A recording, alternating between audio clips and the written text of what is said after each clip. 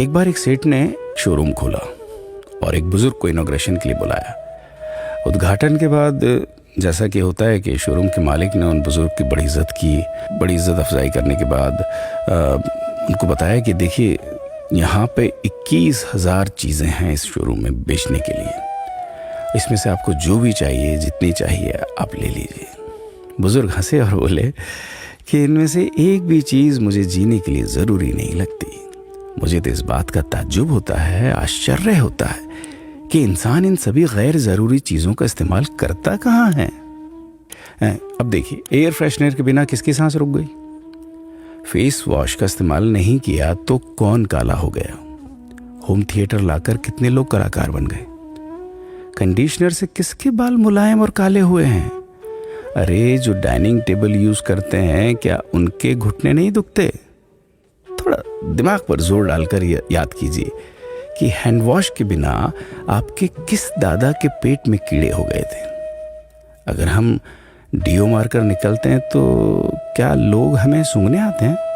Actual में तो हम सभी इस प्रकृति को चुनौती दे रहे हैं, वरना बुगला जो होता है वो शैम्पू से नहाता है क्या?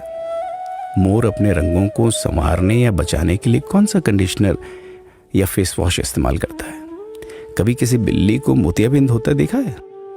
किसी खरगोश के बाल कभी गिरते हुए या सफेद होते हुए देखे हैं?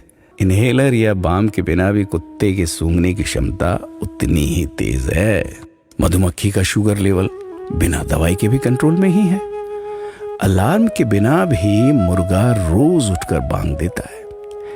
दरअसल इंसान पैसा खर्च करके दुखी होने की चीजें खुद ही खरीदता रहता है।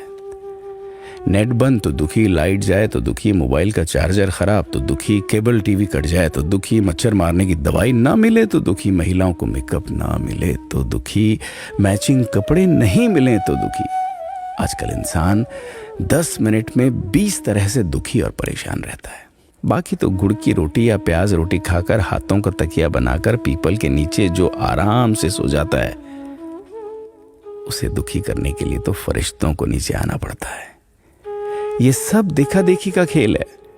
सच तो यह है कि सुखी रहने के लिए बहुत कम खर्चा होता है, लेकिन दूसरों को दिखाने में कि मैं कितना सुखी हूं, इसी में बहुत ज्यादा खर्चा होता है। जैसे जैसे सुविधाएं बढ़ रही हैं, दुखी होने के रास्ते भी खुलते जा रहे हैं। अगर आपको ये सब सच लगता है तो लोगों को जागृत कीजिए और फिजूल खर्च से बचाइए। दोस्तों, खुद सुखी होने के लिए खर्च कीजिए, दूसरों को दिखाने के लिए नहीं। हाँ, लेकिन अपना ख्याल रखिएगा।